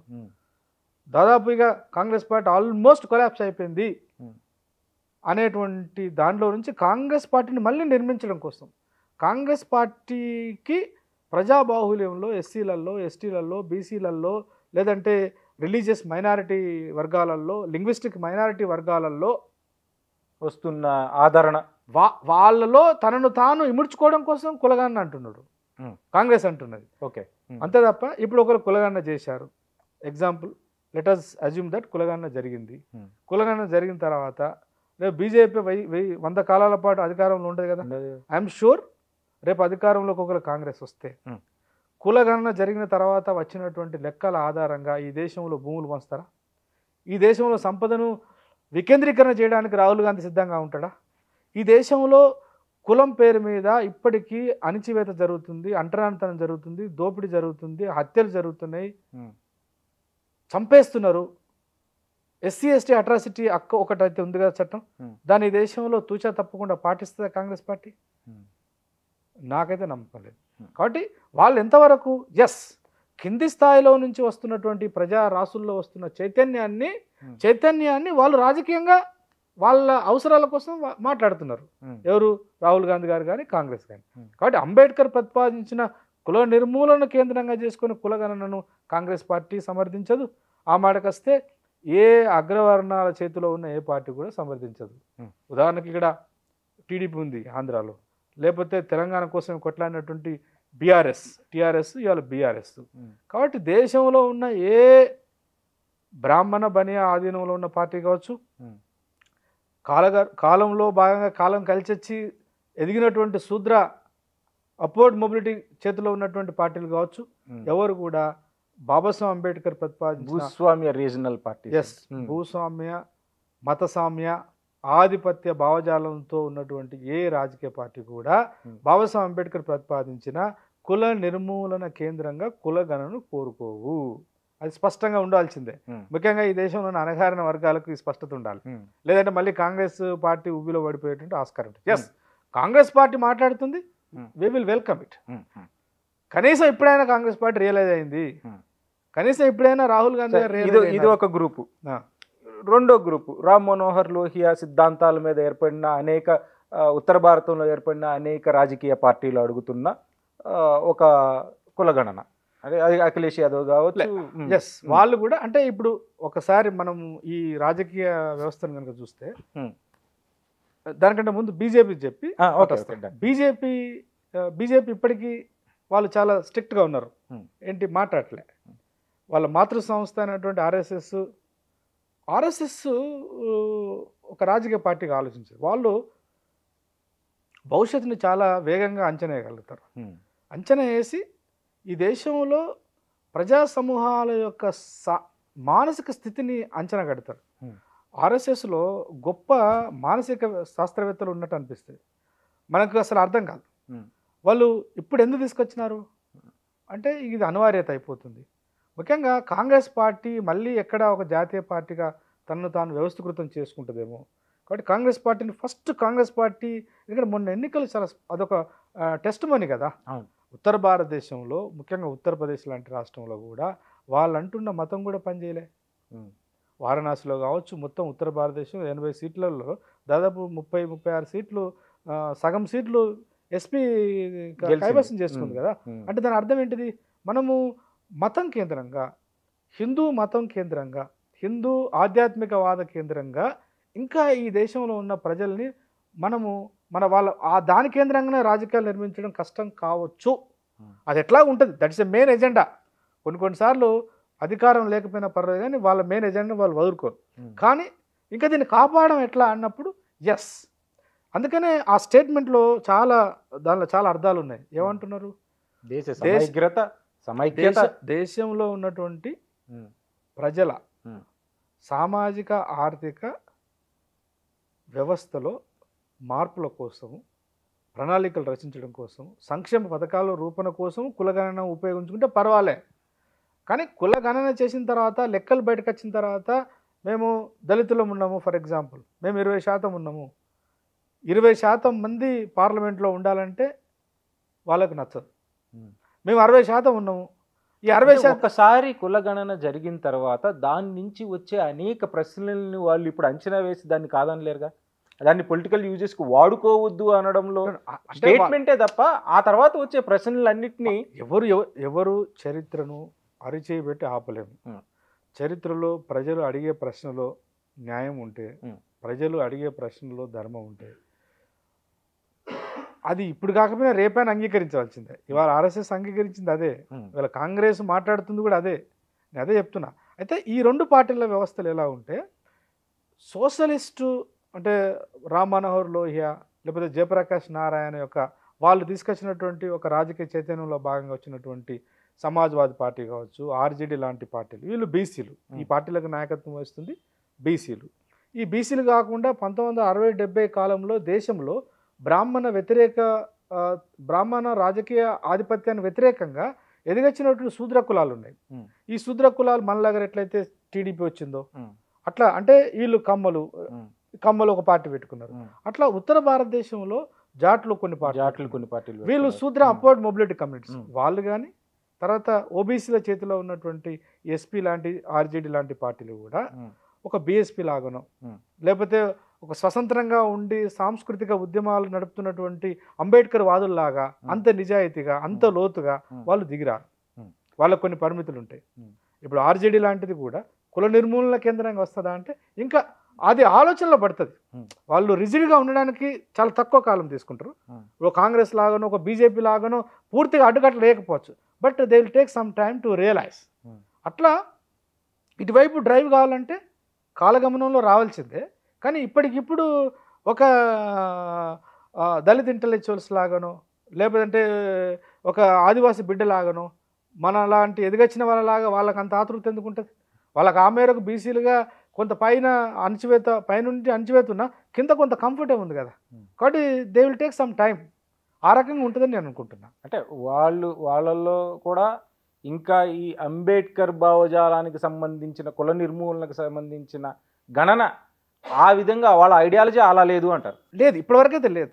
వాళ్ళు కేవలం ఎంతసేపు ఏమంటారు, ఉదాహరణ వాళ్ళు ఇమ్మీడియట్గా ఆలోచిస్తుంది ఎస్పీ కానీ బీఎస్పీ లాంటి పార్టీలు, సరిపడిన ఆర్జేడీ లాంటి పార్టీలు. అంటే ఈ దేశంలో చిన్నదో పెద్దదో రీజనల్ పార్టీ పెట్టుకున్నటువంటి బీసీల చేతిలో ఉన్నటువంటి పార్టీలు వాళ్ళు ఇమ్మీడియట్గా సామాజిక ప్రజాస్వామ్యం గురించి వాళ్ళు మాట్లాడినట్టయితే నేను ఎక్కడ చూడలే. వాళ్ళు మాట్లాడుతుంది ఏంటంటే, మేము జనాభా ఉంది, మాకు ఎంతో కొంత ఆర్థికంగా వెసులుబాటులోకి వచ్చినాం, పర్వాలేదు, కానీ మేము రాజకీయ రంగంలో అసెంబ్లీలలో పార్లమెంట్లోకి రావాలని మేము అనుకుంటున్నప్పుడు మాకు ఒక వే అవుట్ లేదు. కాబట్టి ఈ వే అవుట్ లేకపోవడానికి అడ్డుకుంటున్నారు. మతం రూపంలో అడ్డుకుంటున్నారు, జాతీయవాద రూపంలో అడ్డుకుంటున్నారు, జాతీయ పార్టీల రూపంలో అడ్డుకుంటున్నారు. ఒక కొత్త ఎజెండా వస్తుంది కాంగ్రెస్ నుంచి, బీజేపీ నుంచి. సంవత్సరానికి దేశానికి ఒక ఎజెండా వేరే ఇస్తారు. అట్లా ఆర్జేడీ లాంటి ఎస్పీ లాంటి పార్టీలు అక్కడ దాన్ని ఢీకొనలేకపోతున్నాయి. రేపు కనుక ఈ కులగణన జరిగి బీహార్లో ఇంత శాతం ఉన్నారు, ఉత్తరప్రదేశ్లో ఇంత శాతం ఉన్నారు, లేదంటే మొత్తం దేశంలో బీసీలు ఇప్పుడు మామూలుగా మండల్ కమిషన్ ఐడెంటిఫై చేసిందే 52%. 52% ఐడెంటిఫై చేసి ఎంత దుర్మార్గం అంటే 72 వరకు కన్ఫైన్ చేసినారు. అంటే జ్యుడిషియరీ కూడా, ఇప్పుడు న్యాయ వ్యవస్థ కూడా న్యాయంగా ఉండకుండా న్యాయం కళ్ళకు గంతలు కట్టుకొని ఈ దేశంలో 50% కంటే ఎక్కువ రిజర్వేషన్ ఉండడానికి లేదని ఒక క్యాప్ పెట్టి, కాబట్టి 50% కంటే మించడానికి లేదు కాబట్టి 27% ఇస్తామని చెప్పారు కదా. అంటే దాదాపు ఇంకా 33% వాళ్ళ గొంతు నొక్కేస్తున్నట్టే కదా. కాబట్టి రేపు లెక్కలు వస్తే అంత సంఖ్య పెరిగిపోతుంది. బహుశా రాజకీయ రంగంలో కూడా ఓబీసీలకు ఎస్సీ ఎస్టీలకు ఉన్నటువంటి వెసులుబాటు కూడా వాళ్ళకు రావాలని ఒక ప్రతిపాదన రావచ్చు. ఇట్లాంటి అన్నీ అంటే ఒక గుణాత్మకమైన పరిణామం వైపు సమాజం ప్రయాణించవలసిన అనివార్యత వస్తుంది. కాబట్టి దీన్ని ఎంత మేరకు వీలైతే అంత మేరకు ఆపుదాం అనేటువంటి ప్రయత్నం చేసే వాళ్ళందరూ కూడా ఏదో ఒక రూపంలో, ఇందాక మీరు ప్రస్తావించినట్టు ఎన్నికల్లో భాగంగా కావచ్చు, ప్రధానమంత్రి గారు మాట్లాడింది అదే, రాహుల్ గాంధీ గారు ఈ మధ్య మాట్లాడుతున్నారు, మరి 1990లో ఎందుకు మాట్లాడలేదు? తర్వాత ఇప్పుడు ఈ మధ్య వారు పార్టీకి డైరెక్ట్ నాయకుడిగా ఉన్నప్పుడు కూడా మాట్లాడలే కదా. కాబట్టి ఆ రకంగా ఈ కులగణనకు సంబంధించి ఆలోచన ఒక మంచి పరిణామం ఏంటంటే వాళ్ళ సమాజం అంతా మెల్లమెల్లగా అటువైపు డ్రైవ్ అవుతుంది. దాన్ని మనం ఆహ్వానించి ఈ కులగణనలో ఇంకా చాలా నేను ఇంకో ప్రధానమైన విషయాన్ని ప్రస్తావించాలి. ఈ కులగణనలో ముఖ్యంగా ఎస్సీ ఎస్టీల వరకు కూడా ఇప్పుడు 50 తర్వాత లెక్కలు జరుగుతున్నాయి. దానిలో ఎస్సీల ఎస్టీల కులాల వారికి జనాభా వస్తుంది. అయితే ఎవరి ఇన్యూమరేషన్ ఎక్కువ వస్తుంది? ఉదాహరణకు తెలంగాణలో ఇప్పుడు మన తెలుగు రాష్ట్రాలు కన్ఫైన్ అయ్యి మాట్లాడుకుంటే ఎస్సీల కులగణన జరుగుతుంది.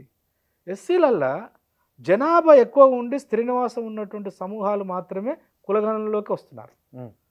ఇప్పుడు 59 కులాలు ఉన్నాయని అంటున్నాం కదా, లేదా 61 2 కులాలను తీసేసినారు, అవి ఎక్కడున్నాయో తెలియదు. ఈ 59 కులాల్లో కూడా కేవలం మాలా మాదిగ సమూహము, కొంత స్త్రీ నివాసంగా ఉన్నటువంటి ఇతర అనుబంధ కులాలు తప్ప ఇంకా చాలా కులాలు, వాళ్ళు సెమీ నొమాడిక్ సంచార జాతులు, వాళ్ళకు సంబంధించిన లెక్కలు ఎక్కడ కనబడట్లేదు. 2011 సెన్సెస్ కనుక తీసుకొని చూస్తే బుడిగ జంగాల విషయంలో కావచ్చు, డక్కలి వాళ్ళ విషయంలో కావచ్చు, గుర్రపు మాలల విషయంలో కావచ్చు, మోచి వాళ్ళ విషయంలో కావచ్చు, తర్వాత ఇంకా ఇంకా ఇంకా రకరకాల కమ్యూనిటీస్ ఉన్నాయి. ఈ 59 కులాలలో 57 కులాలకు సంబంధించిన స్పష్టమైన సంఖ్య లేదు. ఒక జిల్లాను కనుక మనం ఒక పైలట్ స్టడీగా తీసుకొని ఆ జిల్లాలో దళితులు ఎంతమంది, ఈ 59 కులాలు ఎవరెవరు ఆ జిల్లాలో ఎక్కడెక్కడ ఉన్నారని కనుక లెక్కలు తీసి కనుక మనం ఒకసారి మళ్ళీ కంపారిటివ్ స్టడీ చేసినాం అనుకోండి 2011 ఇప్పుడు అందుబాటులో ఉన్న సెన్సెస్ను, you will find a lot of difference. కాబట్టి రేపు కులగణన జరిగేటప్పుడు ఇంకా దాని యొక్క ఎక్సెల్ సీట్ని విస్తరించవలసి వస్తుంది. ఆహారపు అలవాట్లతో పాటు జీవన వైవిధ్యంతో పాటు ఈ సెమీ నొమాడిక్ జాతులకు సంబంధించిన లెక్కలు కూడా పర్ఫెక్ట్గా రావాలి. అట్లా వచ్చినప్పుడు తప్పకుండా సంఖ్య మాత్రమే కాదు, వాస్తవానికి ఇదంతా నెగటివ్గా ఆలోచిస్తున్నారు. కుల గణన చేయడం ద్వారా ప్రభుత్వము రూపొందించేటువంటి సంక్షేమ పథకాలు ఫస్ట్ ఎవరిని టార్గెట్ చేయాలి? ఉదాహరణకు ఎస్సీ కమ్యూనిటీకి సంబంధించి ఆలోచించినా కూడా, అంటే ఇప్పటిదాకా జరిగినటువంటి దాంట్లో ఉన్న పరిమితులు ఏందని చెప్తున్నా. ఎస్సీ జనాభాకు సంబంధించి ఎస్సీలకు సంబంధించిన 59 కులాల లిస్ట్ ఉంది అందులో. అదే ఆ లిస్టులో మళ్ళీ జనసంఖ్య బాగా ఉండి శ్రీనివాసం ఉన్నటువంటి సమూహాలకు లెక్కలకే ఎక్కువ మొత్తంలో వాళ్ళదే ఎక్కువ, వాళ్ళకి సంబంధించిన సమాచారము 100కు 100% రాకపోయినా వచ్చిన మేరకు అది కొంత మేరకు పర్వాలే. కానీ మిగతా సమూహాలకు సంబంధించిన లెక్కలకు, బయట ఉన్నటువంటి వాస్తవ లెక్కలకు, ఇక్కడ సెన్సెస్లో రికార్డ్ అయిన లెక్కలకు చాలా తేడా ఉంది. కాబట్టి బహుశా రేపు కనుక కులగణన ఒకవేళ చేసేటప్పుడు ఈ సమూహాలను ప్రధానంగా తీసుకోవాలి. వాస్తవానికి ఇందాక మనం ప్రారంభంలో మాట్లాడుకున్నట్టు కులగణన అనేటువంటిది పరిపాలనా వ్యవస్థను మానవీకరించడం కోసం, ప్రజాస్వామీకరించడం కోసమే అది అవసరం. కాబట్టి సంక్షేమ పథకాలు రూపొందించాలన్నా, పేదరిక నిర్మూలన దానికి సంబంధించిన పథకాలు చేపట్టాలన్నా, లేకపోతే ఏ రకమైనటువంటి ఎంప్లాయ్మెంట్ను కల్పించాలన్నా, కల్పించిన ఎంప్లాయ్మెంట్కు ఎంత బడ్జెట్ కేటాయించాలన్నా, విద్యా వ్యవస్థను మారుతున్న కాలానికి అనుగుణంగా విద్యా వ్యవస్థను సంస్కరించాలన్నా, నువ్వు ఏ రంగమైనా తీసుకో, వాటిని ఇప్పుడున్నటువంటి అవసరాలకు అనుగుణంగా మలచాలన్నా, దేశంలో ఉన్న సంపదను పంచాలన్నా, రాజకీయ వ్యవస్థను ఇప్పుడున్న స్థితి నుంచి ఇంకొంచెం మేరకు ప్రజాస్వామీకరించాలన్నా, ఒక ఉన్నత దశ తీసుకెళ్లాలన్నా కులగణన అనేది చాలా అవసరము. ఇది ప్రజలు గ్రహించాలి, ముఖ్యంగా మేధావులు గ్రహించాలి.